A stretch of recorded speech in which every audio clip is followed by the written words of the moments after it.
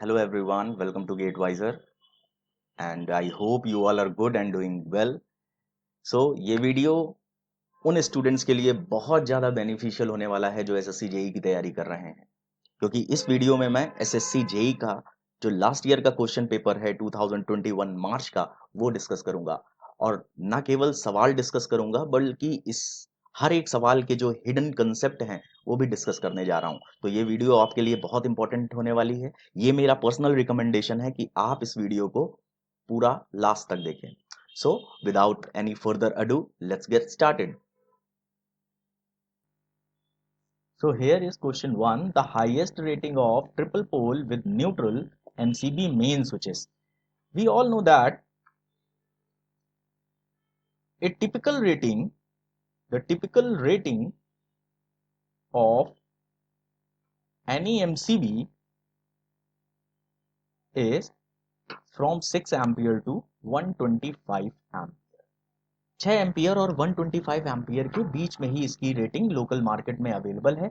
इस तरह से इन चारों ऑप्शन में जो ऑप्शन फोर्थ है वो हमारा बेस्ट सुटेबल आंसर है, क्योंकि बाकी जितने भी ऑप्शन हैं वो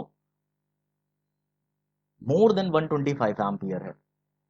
अगर लोकल मार्केट की बात करें, लोकल मार्केट में इसकी रेटिंग्स जो है वो अवेलेबल है एज अ 6 ampere, 10 ampere, 16 ampere, 20 ampere, 25 ampere, 32 ampere, 40 ampere, 50 ampere and 63 ampere. Okay, so the right option would be 63 ampere. So moving on to the next question. So next question is question 2. Which of the following lamp use the phenomena of fluorescence? Fluorescence phenomena किस तरह के lamp में use होता है? तो अगर हम option check करें, sodium vapour, fluorescent lamp, neon lamp, halogen lamp, then जो ऑप्शन 2 है हमारा फ्लोरेसेंट लैंप वो हमारा करेक्ट ऑप्शन है। अगर हम लाइटिंग की बात करें तो लाइटिंग में बेसिकली 4 तरह के लैंप यूज होते हैं, जिनमें सबसे पहला है electric arc lamp. Electric arc lamp. The next one is incandescent lamp.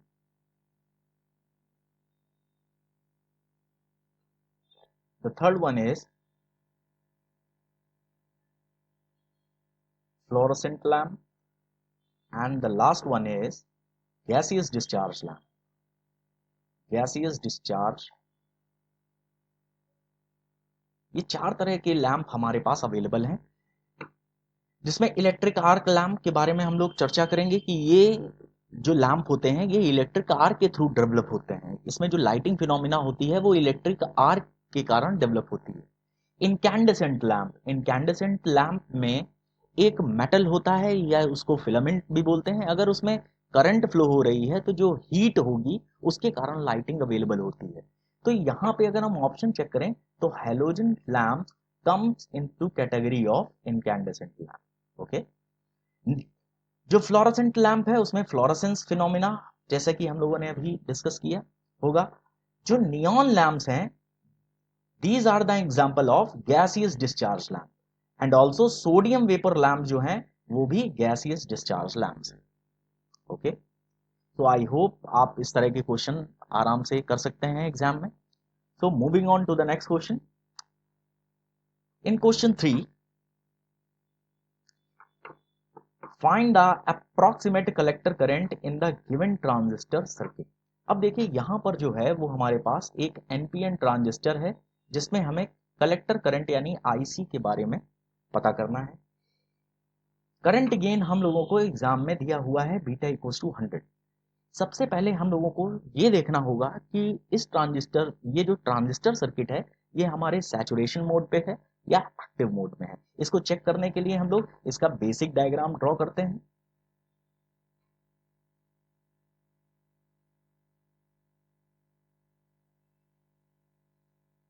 ये हमको समझ में आ रहा है कि ये कॉमन अमीटर है।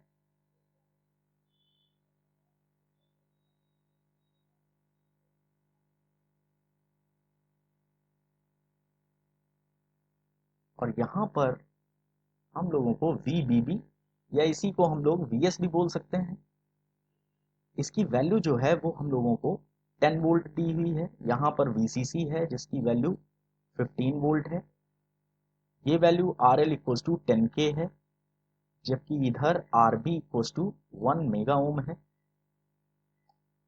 ये हमारा बेस जंक्शन है और ये हमारा कलेक्टर जंक्शन।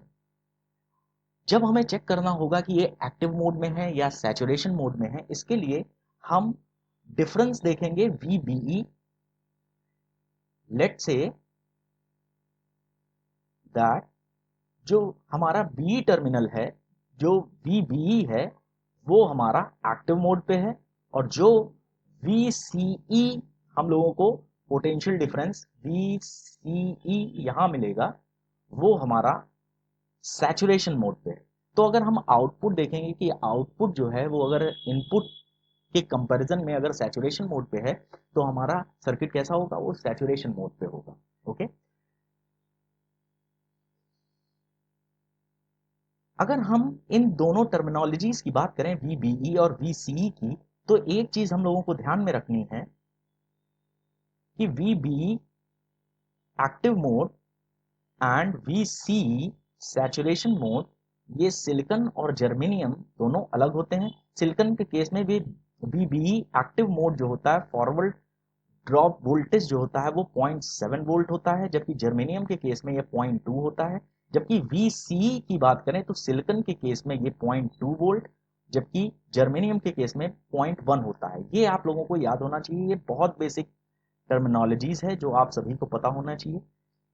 तो इस केस में जब हमें ये पता है, तब यहाँ पर हम ये मान के चलते हैं कि यहाँ पर जो करंट फ्लो हो रही है वो इस केस में IC एक्टिव है और इस केस में IC saturation.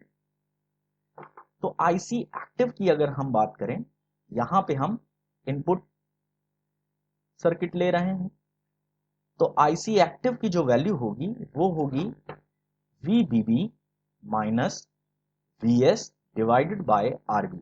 That means VBB जो है उसकी वैल्यू है 10 minus VBB minus, it should be VBE active. Okay, after all VBB is equal to VS. Okay, so 10 minus 0.7 divided by RB की value जो है 1 मेगा ओम है, तो 1 into 10 to power 6 हम लिख सकते हैं। इसको आफ्टर कैलकुलेशन हम लिख सकते हैं 9.3 into 10 to power minus 6 ampere. Okay, so when we move on to the output circuit, तो आउटपुट सर्किट में जो ये IC सैचुरेशन है, इसकी वैल्यू जो है वो VCC minus of VCE sat mode पे, सैचुरेशन मोड पे, डिवाइडेड बाई RL लिख सकते हैं। VCC की वैल्यू हमें 15 पता है और VCE सैचुरेशन की वैल्यू जो होगी, हमने सिलिकॉन का केस लिया हुआ है, इसलिए यहाँ पे इसकी वैल्यू 0.2 प्लेस करते हैं, डिवाइडेड बाई RL जो है वो हम लोगों को 10 के दिया हुआ है, तो 10 into 10 to power 3। So after calculation इसको हम लोग 14.2 into 10 to power minus 4 ampere लिख सकते हैं। तो after comparing these IC active and IC saturation, हम ये कंक्लूड कर सकते हैं कि यहां पर जो IC सैचुरेशन है 14.2 into 10 to power minus 4 is far greater than 9.3 into 10 to power minus 6। इसलिए हम बोलेंगे कि ये जो हमारा सर्किट है, जो NPN ट्रांजिस्टर है, वो हमारा एक्टिव मोड पे है। तो अब हमें ये पता चल गया कि ये जो ट्रांजिस्टर है वो हमारा एक्टिव मोड पे है। तो अब इसके कैलकुलेशन के लिए जो IC एक्टिव था, it is nothing but equals to IB।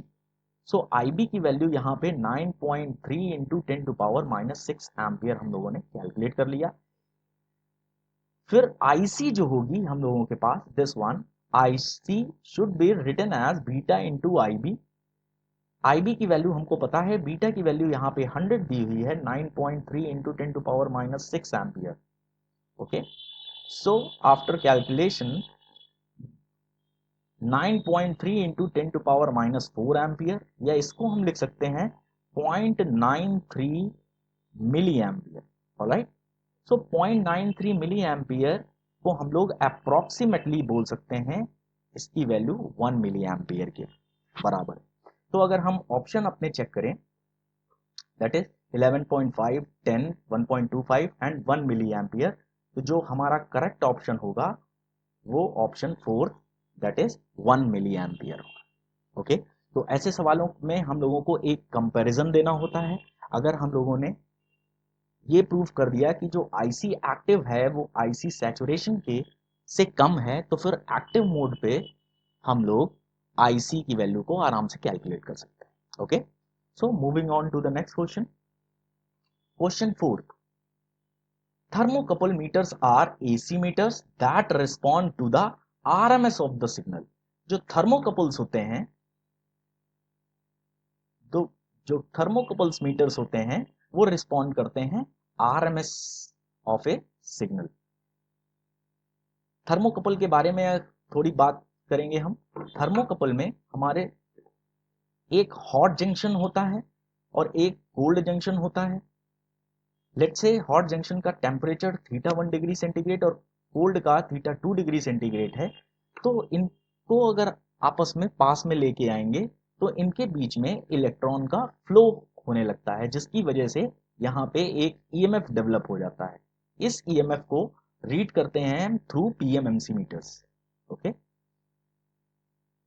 तो थर्मोकपल के केस में जो ईएमएफ होता है वो प्रोपोर्शनल टू टेम्परेचर डिफरेंस होता है। टेम्परेचर डिफरेंस, या इसी को हम लोग डेल्टा थीटा बोल सकते हैं। डेल्टा थीटा की वैल्यू हम लोग θ1 माइनस θ2 भी बोल सकते हैं। और ये टेम्परेचर डिफरेंस जो होता है वो जो हीटिंग है उसके प्रोपोर्शनल होती है, और हीटिंग हमें आई स्क्वायर आर के प्रोपोर्शनल मिलता है। तो यहाँ से हम डायरेक्टली बोल सकते हैं कि जो ईएमएफ है, जो थर्मोकपल्स है, उसमें ईएमएफ की value proportional to I square होती है, जो रीडेबल होती है, जो मेजरेबल होती है through a RMS, through RMS value के मेजर होती है। Alright, so I hope you get your answer. So in this case the option 2, that is RMS value is the correct option. Okay, next question is question 5, in electric arc welding the deflection of the arc from the weld point is called। देखिए जब यहाँ पे ये deflection की बात बोल दी जाए, deflection of the arc, तो डिफ्लेक्शन ऑफ द आर्क ये तभी पॉसिबल है जब कोई non uniform magnetic field available हो। और नॉन यूनिफॉर्म मैग्नेटिक फील्ड अगर प्रेजेंट होगी तो आर्क का डिफ्लेक्शन हो जाएगा। इसी को बोलते हैं हम लोग arc blow.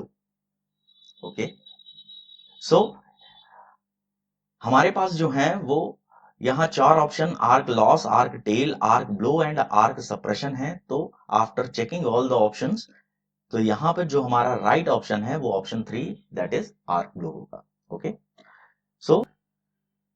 so the next question is question 6, polystyrene is an example of a superconductor, an insulator, a semiconductor, a conductor। अब देखिए इसके बारे में पता होना चाहिए पॉलीस्टीरीन क्या है। Polystyrene is an example of disposables, जो हमारे डिस्पोजेबल्स ऑफ हाउस होल्ड, जो हमारे घरों पे डिस्पोजेबल्स यूज किए जाते हैं, जैसे कप्स हो गए, प्लेट्स हो गए, तो ये जो है ये पॉलीस्टीरीन के बने होते हैं, जो हीट को इंसुलेट करते हैं, हीट को रोकते हैं। इसलिए यहां पर जो हमारा करेक्ट ऑप्शन होगा वो होगा option 2, that is an insulator. Okay, the next question is question 7, A 2 value capacitor run motor start with a capacitor and runs with A space capacitors. यहां पर हम लोगों को वैल्यू पता करनी है, हाई लो, लो लो, हाई हाई या लो high है। ओके, सो बेटा जो capacitor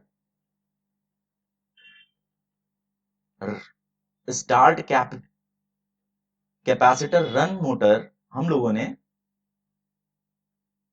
induction motor, single phase induction motor में देखा था। अब कैपेसिटर स्टार्ट जो है वो मोमेंटरली होता है, मोमेंटरली होता है। और जहां पे कैपेसिटर रन जो होता है वो रनिंग कंडीशन में होता है।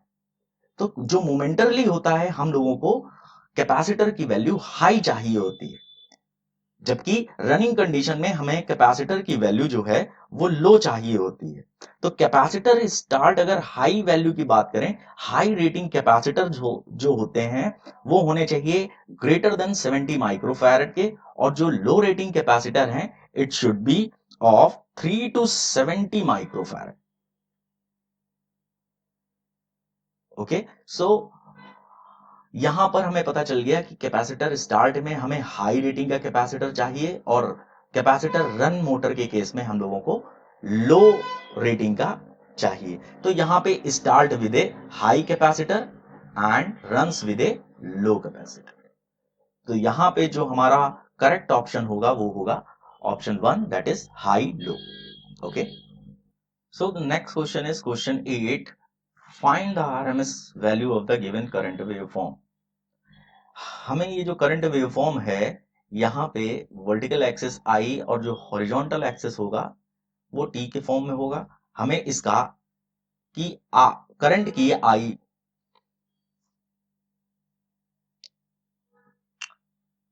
तो इस क्वेश्चन में हम लोगों को आई आर एम एस की वैल्यू फाइंड आउट करनी है, जिसकी वैल्यू होती है under root of 1/t 0 to t into I square D T.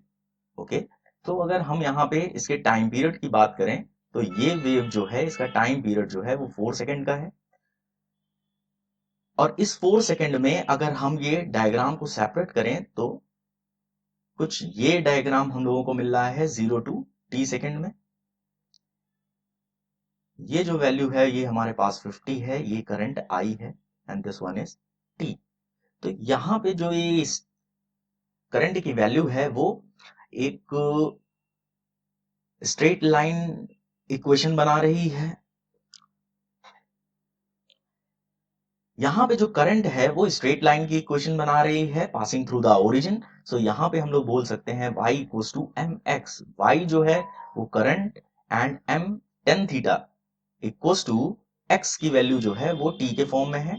tan theta अगर देखें तो tan थीटा ये 50 अपॉन t इक्वल्स टू 4 है, तो ये 50/4 इंटू टी हो गया बेटा। तो अब यहाँ पे IRMS की वैल्यू में ये सारी चीजें पुट कर देनी है। तो यहाँ पे 1/t जो है वो 4 है, 0 to 4 आई स्क्वायर की value 50/4 whole square into D T.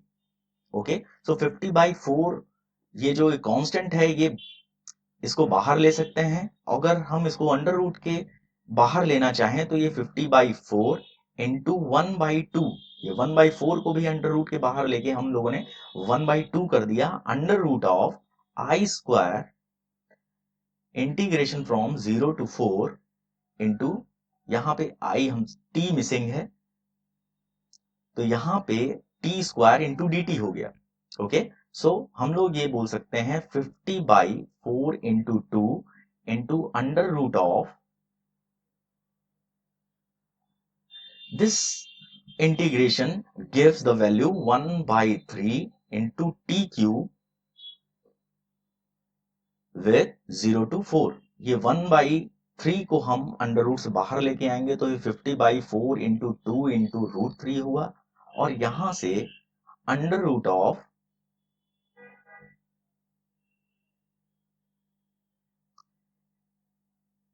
T cube 4 cube minus of 0, 4 cube जो होगा वो 50 अपॉन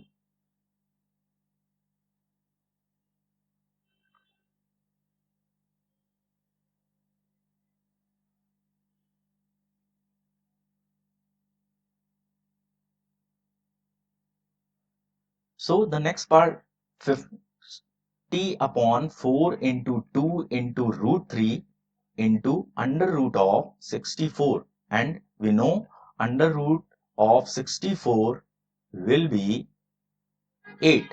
so ये 8 और 8 कैंसिल आउट हुआ, जो फाइनल रिजल्ट निकल के आया वो 50/√3 आएगा। हमारे पास जो ऑप्शन है वो i equals to 25/√2, i equals to 50/√3, 12.5 and 25 है, तो यहाँ पे जो हमारा करेक्ट ऑप्शन होगा वो होगा option second, that is I equals to 50/√3.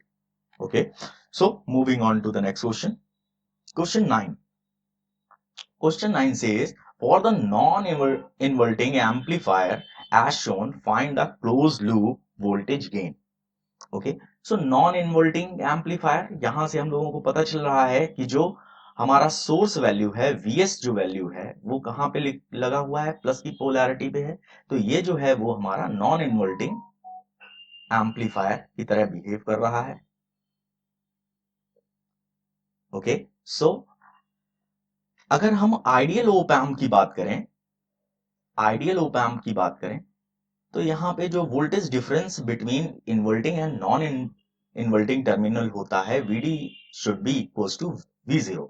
यहाँ पे जो इन्वर्टिंग टर्मिनल है इसका अगर हम वोल्टेज V प्राइम कंसीडर करते हैं, तो V prime minus of this terminal is equals to Vs. So V prime minus Vs should be equals to 0 or V prime equals to Vs equals to 1 VPP.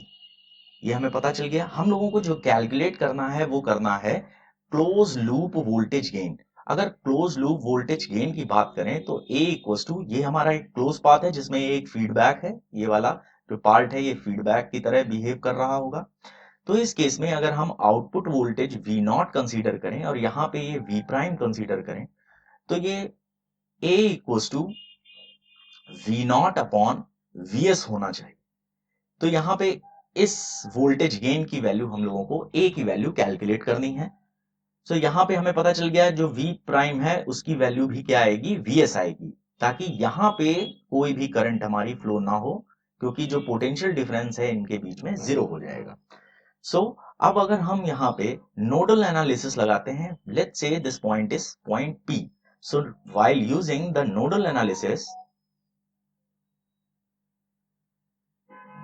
Eight point P, तो यहां से जो current आ रही होगी वो directly यहां पे move कर जाएगी. यहां पे करंट की वैल्यू जो होगी इट शुड बी 0.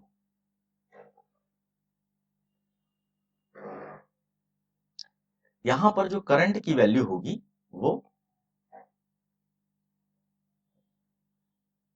0 होगी.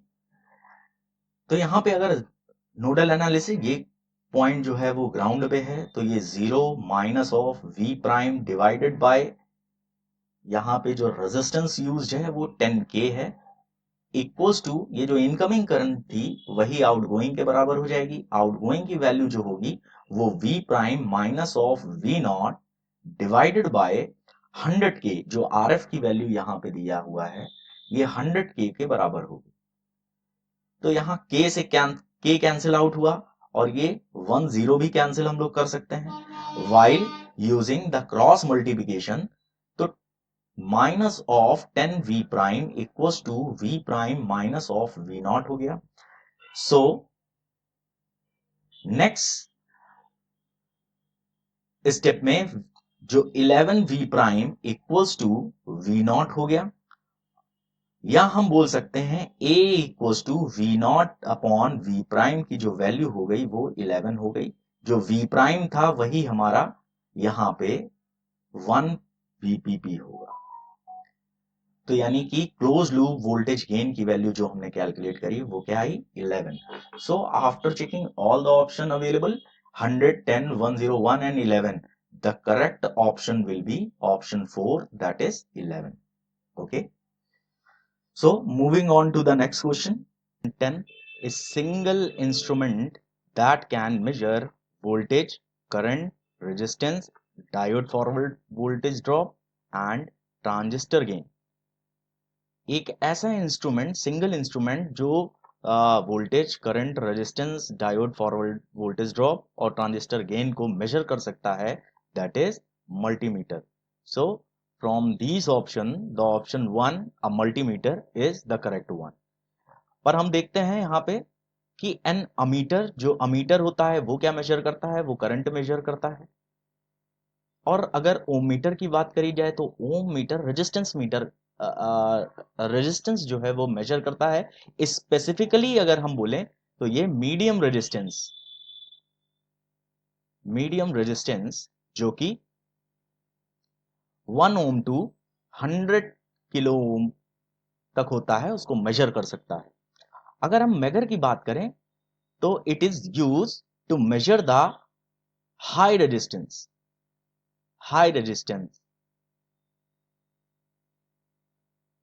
जब R की वैल्यू 100K से ज्यादा हो, सॉरी 100 ओम लिखा है यहां पे, it should B 100K।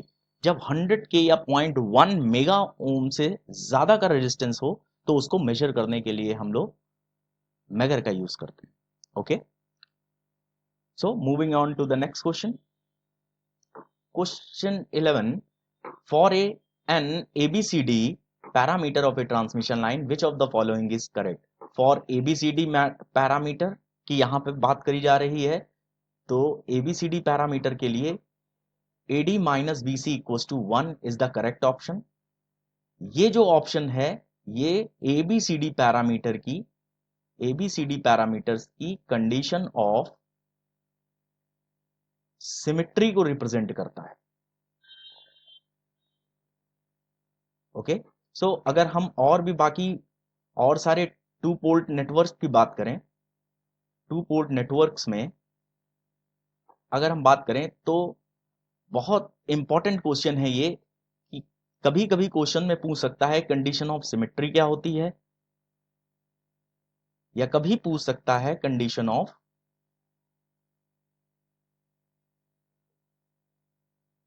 Reciprocity क्या होती है। So if we talking about the Z parameter, then condition of symmetry should be Z11 equals to Z22, और कंडीशन ऑफ सिमेट्री की बात करी जाए Z पैरामीटर में तो Z12 equals to Z of 21।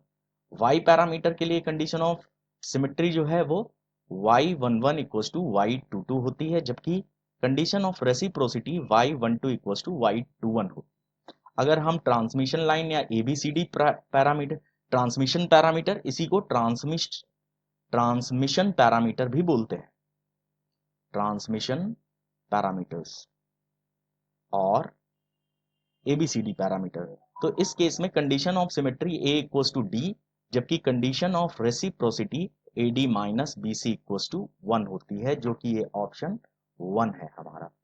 इसी तरह अगर हम बात करें H पैरामीटर में जो कंडीशन ऑफ सिमेट्री होती है वो H11 H22 minus H of 12 H of 21 equals to 1 होती है। इसी को हम डेल्टा इक्वल्स टू 1 भी बोल सकते हैं। जबकि condition of reciprocity H12 equals to minus of H21 होती है, जबकि G पैरामीटर में similarly G11 G22 minus of G12 G21, जहां पे डेल्टा की वैल्यू, और इसको मैं और करके लिखूंगा, याद रखने का तरीका डेल्टा इक्वल्स टू 1 है। ओके, और कंडीशन ऑफ रेसिप्रोसिटी की बात करें तो वहां पे G12 equals to minus of G21 के बराबर होता है। तो ये सारी भी टर्मिनोलॉजीज टू पोर्ट नेटवर्क की बहुत ज्यादा इंपॉर्टेंट है। ऐसे क्वेश्चन अक्सर पूछे जाते हैं, या तो उनमें किसी भी पैरामीटर्स में या तो उनकी कंडीशन ऑफ सिमेट्री पूछी जाएगी या तो कंडीशन ऑफ रेसिप्रोसिटी पूछी जाएगी। Okay, so moving on to the next question. Question 12 is, which of the following torques is not associated with synchronous motor? अगर हम सिंक्रोनस मोटर की बात करें, हमारे पास ऑप्शन है पुल आउट टॉर्क जो कि प्रेजेंट होता है, ब्रेक डाउन टॉर्क प्रेजेंट नहीं होता है, तो यहाँ पे जो करेक्ट ऑप्शन है वो ब्रेक डाउन टॉर्क है। पुल इन टॉर्क रिप्रेजेंट होता है और रनिंग टॉर्क होता है। पुल आउट टॉर्क, ये पुल इन टॉर्क की अगर बात करें तो ये टॉर्क जो होता है ये मैक्सिमम टॉर्क होता है for which a synchronous motor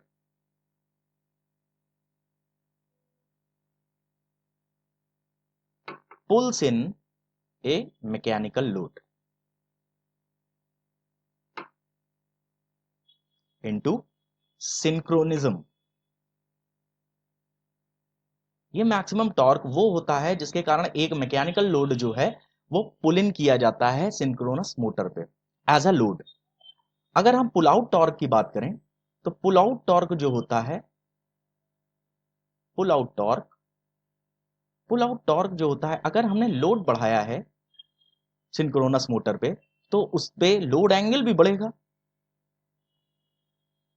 load angle increase होगा। लोड एंगल इंक्रीज होने से कहीं ना कहीं सिंक्रोनिज्म जो होता है वो अफेक्ट होता है। तो पुल आउट टॉर्क को हम ऐसे रिप्रेजेंट करेंगे, it is the maximum torque for which a synchronous motor will remains in synchronism। क्या मतलब है इसका? इसका मतलब ये है, ये मैक्सिमम टॉर्क होता है जो अगर हम उसमें वो मैक्सिमम लोड जिसमें हम वो पर्टिकुलर मैक्सिमम टॉर्क लगाते हैं जिसके कारण सिंक्रोनिज्म का लॉस नहीं होता है और सिंक्रोनस मोटर जो हमारी होती है वो रनिंग कंडीशन में होती है। Running torque is the specific torque which is used in running condition। Okay, एक बात का यहां पे याद रखना है, जो पुल इन टॉर्क और पुल आउट टॉर्क हैं वो हमेशा रेटेड वोल्टेज और रेटेड फ्रीक्वेंसी पे मेजर किए जाते हैं। Okay, so here the right option is option 2, break down torque. Okay, क्योंकि यहां पे नॉट एसोसिएटेड का पूछा जा रहा है, इसलिए ब्रेक डाउन टॉर्क जो होता है वो सिंक्रोनस मोटर में नहीं एसोसिएट होता है, इसलिए ऑप्शन 2 जो है वो हमारा right option. Alright, so moving on to the next question.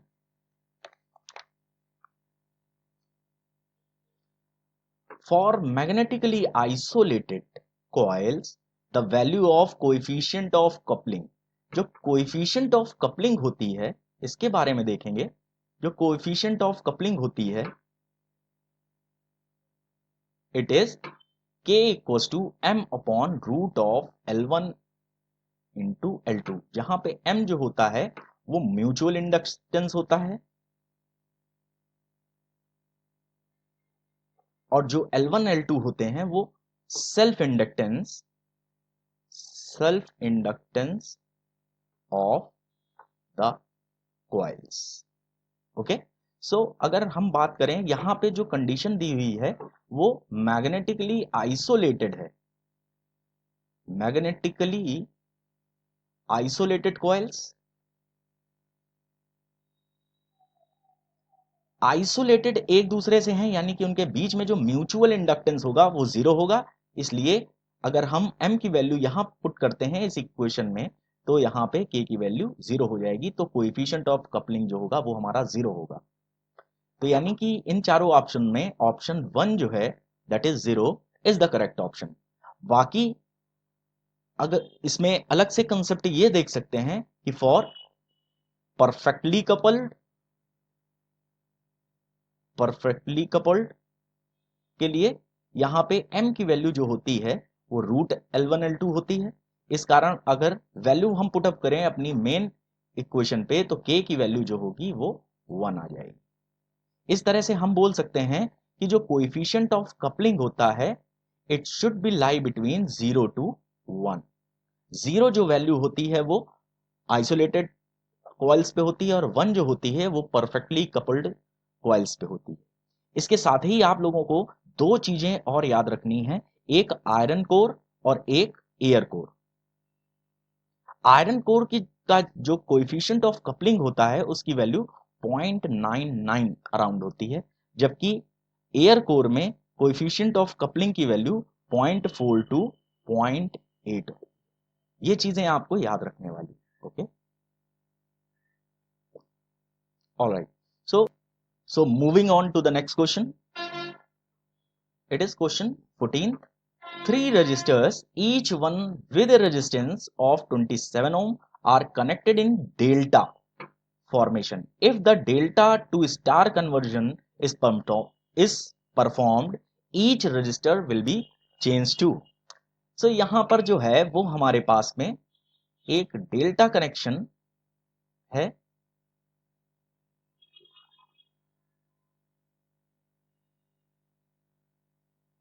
ये डेल्टा कनेक्शन है जिसमें ईच रेजिस्टेंस की वैल्यू जो है वो है 27 ओम। यहां पे R delta equals to 27 ohm, R delta equals to 27 ohm. अब अगर हम इसको कन्वर्ट करते हैं स्टार फॉर्मेशन पे,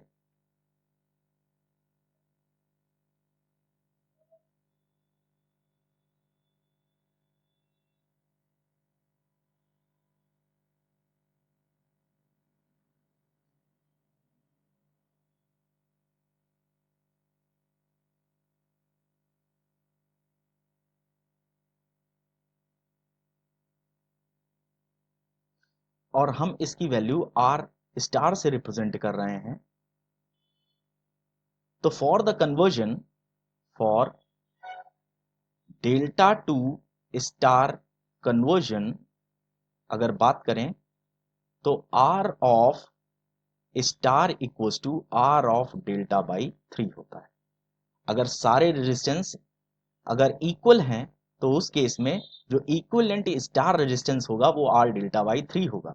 यहां पर जो आर डेल्टा है उसकी वैल्यू 27 दिया हुआ है, इसलिए आर स्टार की वैल्यू जो होगी वो 9 ओम होगी। तो यहां पे ऑप्शन चेक करें तो ऑप्शन 1 जो है 9 ohm is the correct option. Okay, so moving on to the next question. Here, question 50 says, a long straight circular conductor placed in air is carrying a current of 250 ampere. Find the magnetizing force at a distance of 5 centimeter from the conductor. यहां पे एक straight circular coil है जिसमें current जो है वो 250 ampere का flow हो रहा है। यह पूछा जा रहा है फाइंड द मैग्नेटाइजिंग फोर्स। यहां पर इस पॉइंट पे मैग्नेटाइजिंग फोर्स यानी H की वैल्यू पूछी जा रही है जो कि इस कॉइल से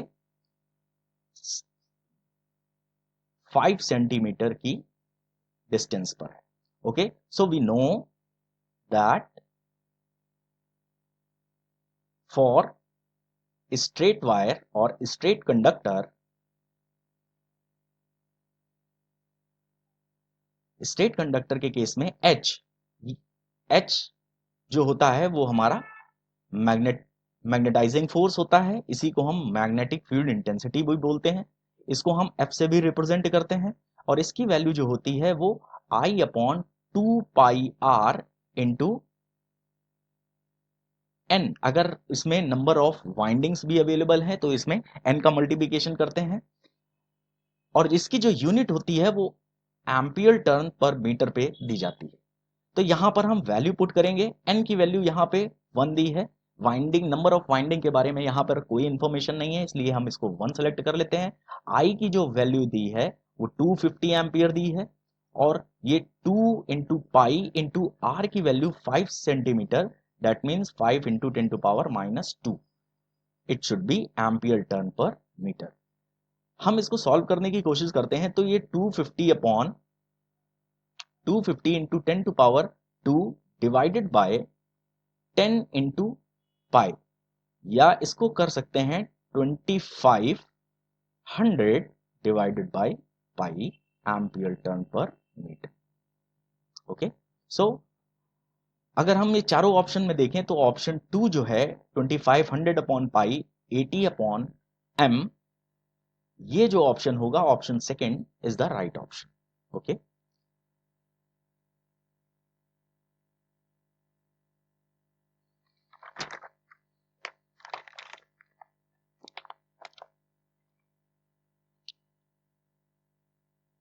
नोट करके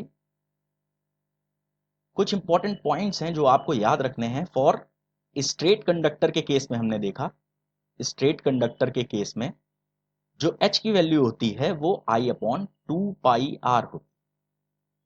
अगर कॉइल है तो वहां पर H equals to NI upon 2R होगा। जो मैग्नेटिक फील्ड इंटेंसिटी है उसकी value NI upon 2 pi R होगी। और अगर कोई सोलेनॉइड है उस पे जो मैग्नेटिक फील्ड इंटेंसिटी होगी it should B Ni/L। Alright, तो ये 3 जो हैं ये आप लोगों को याद रखने हैं, इनसे भी क्वेश्चन आपको एग्जाम में मिल सकता है। Alright, so moving on to the next question. Question 16 बोल रहा है how many parallel paths are there in a 6 pole simplex lap wound DC machines. यहां पे कुछ ऑप्शन दिए हैं। अब यहां पे जो पोल दिए हुए हैं, नंबर ऑफ पोल्स P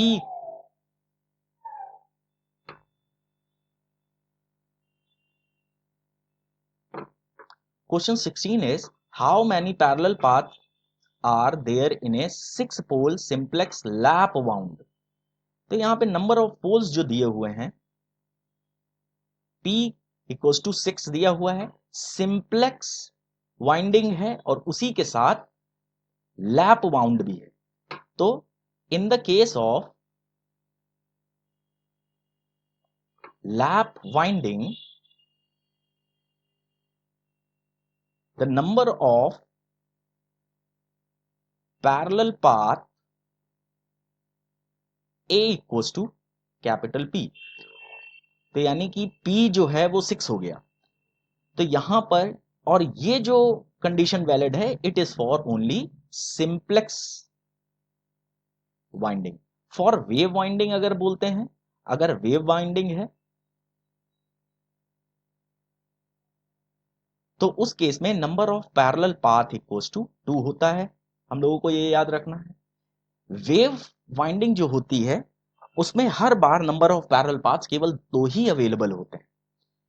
लेकिन अगर लैप वाउंड है और एग्जाम में आता है, हम लोगों को पूछा जाता है कि यहां पे जो वाइंडिंग है वो डुप्लेक्स टाइप की है, तो उस केस में जो नंबर ऑफ पैरेलल पाथ होंगे वो 2 इंटू नंबर ऑफ पोल्स होंगे। दैट मीन्स 2p होगा। ये आप लोगों को याद रखना है। वेव का केस आता है तो उसमें हर बार ही नंबर ऑफ पैरेलल पाथ्स जो होते हैं वो 2 होते हैं, लेकिन अगर डुप्लेक्स वाइंडिंग है तो वहां पे number of parallel paths equals to 2 times number of poles होता है। Okay, so moving on to the next question. So in question 17, which of the following is not a desirable property in a good heating element। यहां पर जो question है वो not a desirable property, कौन सी property हमको नहीं चाहिए एक अच्छे हीटिंग एलिमेंट में। हाई ऑक्सीडाइजिंग टेम्परेचर ये होना चाहिए। जितना ऑक्सीडाइजिंग टेम्परेचर होगा उतना हाईली कंडक्टिंग एलिमेंट होगा। हाई डक्टिलिटी एंड फ्लेक्सिबिलिटी भी one of the property of a good heating element होती है। हाई स्पेसिफिक रेजिस्टेंस ये भी एक बहुत इंपॉर्टेंट प्रॉपर्टी होती है अच्छे कंडक्टर या अच्छे हीटिंग एलिमेंट की। लेकिन high temperature coefficient of resistance ये हम लोगों को एक अच्छे हीटिंग एलिमेंट में नहीं चाहिए होती है। इसका रीजन ये है कि अगर टेम्परेचर कोएफिशिएंट हमारा हाई होगा तो उस केस में जो रेजिस्टेंस है उसकी वैल्यू भी बढ़ेगी, और अगर रेजिस्टेंस बढ़ेगा तो उस केस में जो हीट लॉस है वो भी हमारा एक्सीड कर जाएगा। इसलिए जो इन चारों ऑप्शन में जो ऑप्शन 4th है is the right option. Okay, so moving on to the next question. So in question 18 says starting current of a straight type repulsion motor is about its full load value। यहां पर starting current of a straight type repulsion motor, पहले straight type repulsion motor समझते हैं।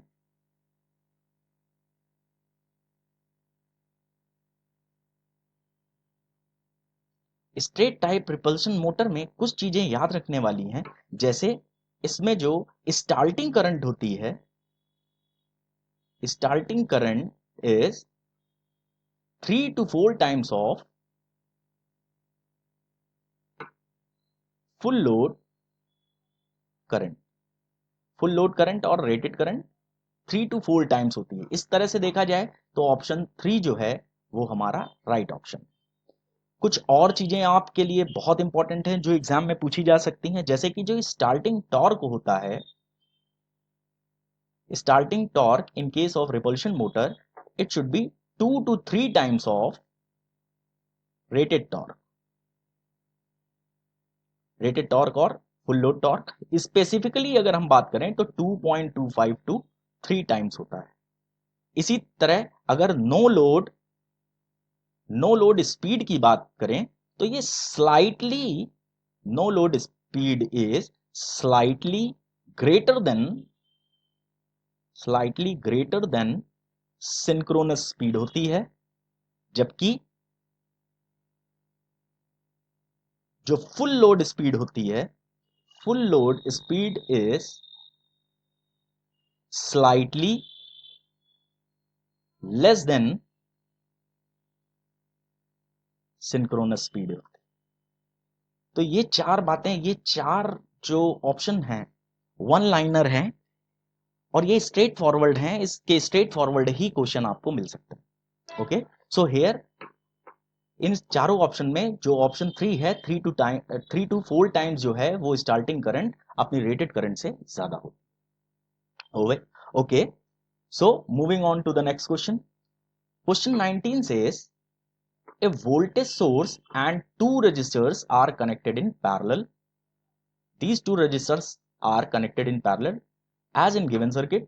Suppose that Vs की value दी है 150 volt, R1 50 ohm and R2 is given as 25 ohm. Okay, so find the current I1 and I2 in each resistor. यहां पर हमको इस I1 की वैल्यू और इस I2 की वैल्यू कैलकुलेट करनी है। ये क्योंकि हमारे पास पैरेलल सर्किट्स हैं, तो इन पैरेलल सर्किट में जो वोल्टेज अक्रॉस रेजिस्टर्स होगा वो सेम होगा 150 वोल्ट एंड 150 वोल्ट। यानी कि अगर देखें V1 equals to V2 equals to 150 volt हुआ, तो I1 की जो वैल्यू होगी, I1 जो है उसकी पोलैरिटी प्लस से माइनस यानी कि ड्रॉप की तरफ है, तो इसलिए इसकी वैल्यू होगी V1 upon R1 that is 150 upon 50 that means 3 ampere. जबकि I2 की जो वैल्यू होगी, यहां पर जो करंट मूव कर रही है, इस करंट का जो डायरेक्शन है वो नीचे से ऊपर की तरफ है, माइनस से प्लस की तरफ है, यानी कि यहां वोल्टेज राइज कर रहा है, इसलिए इसको minus of V2 upon R2 से रिप्रेजेंट करेंगे। इसकी वैल्यू -150 डिवाइडेड बाई R2 की वैल्यू 25 है, इस तरह ये -6 एम्पियर हो जाएगा। यानी कि जो करेक्ट ऑप्शन है हमारे पास 3 एम्पियर कॉमा -6 एम्पियर होगा। तो ये हमारे पास ऑप्शन अवेलेबल है जिसमें option 3 ampere and -6 ampere, this means ये ऑप्शन 3 जो है वो हमारा राइट ऑप्शन। ओके, यहां पर केवल करंट की डायरेक्शन का बहुत ध्यान देना है। यहां पर करंट की डायरेक्शन प्लस से माइनस की तरफ है I1 की डायरेक्शन, जबकि I2 की डायरेक्शन माइनस से प्लस की तरफ है। ओके, आई होप ये आप लोग समझ गए होंगे। So moving on to the next question. Question 20 says in which of the following lighting system more than 90% of the total light flux is made to fall directly on the working plane। जब 90% या उससे ज्यादा का flux जो है वो working plane पे आता है, तो ऐसी लाइटिंग को हम लोग डायरेक्ट लाइटिंग बोलते हैं।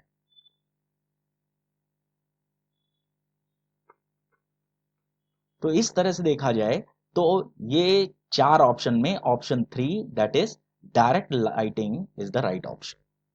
कुछ बात करेंगे हम इसमें, तो टोटल अगर हम देखें तो mainly 4 types of schemes of lighting, जिसमें पहली है डायरेक्ट लाइटिंग, दूसरी है semi direct, the third one is semi indirect, और आखिरी जो है वो इनडायरेक्ट लाइटिंग। डायरेक्ट लाइटिंग में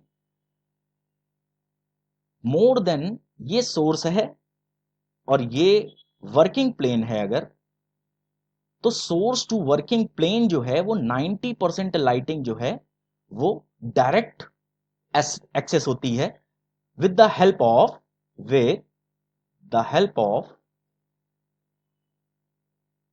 डीप रिफ्लेक्टर्स।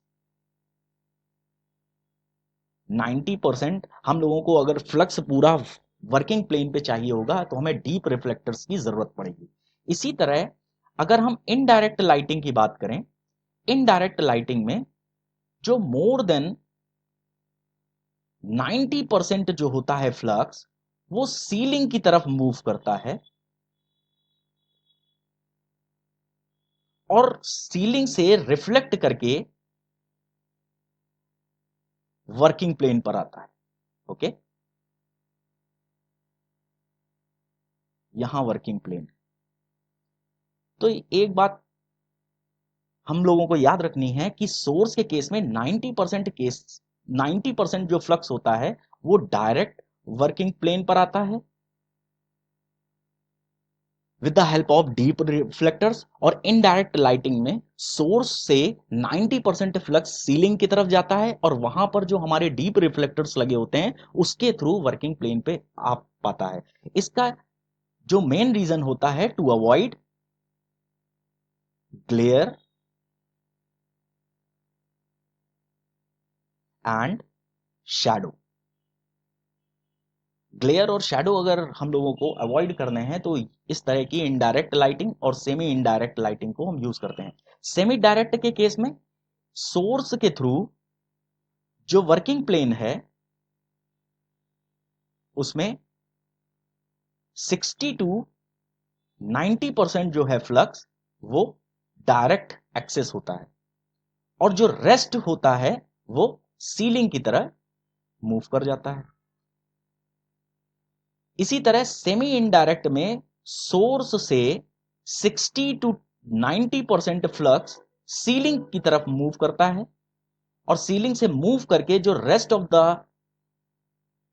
फ्लक्स है वो हमारा वर्किंग प्लेन पे आ पाता है।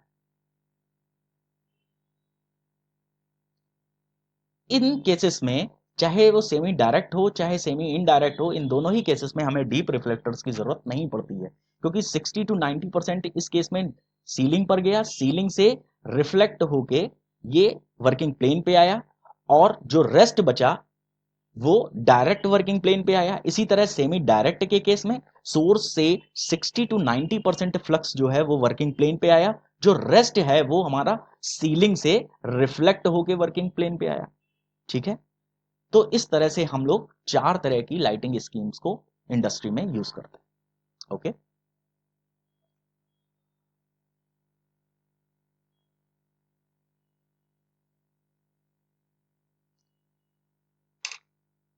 तो इस वीडियो में हम लोगों ने जो स्टार्टिंग 20 क्वेश्चन है वो डिस्कस किए। होप कि ये आप लोगों के लिए बहुत ही यूजफुल रहे होंगे। अगर आप लोगों को ये वीडियो पसंद आया और इसका कंटेंट पसंद आया तो प्लीज इस वीडियो को लाइक करिए, सब्सक्राइब करिए और अपने दोस्तों को जो एसएससी जेई की तैयारी कर रहे हैं उन तक फॉरवर्ड कीजिए। So with that, signing off. Thank you.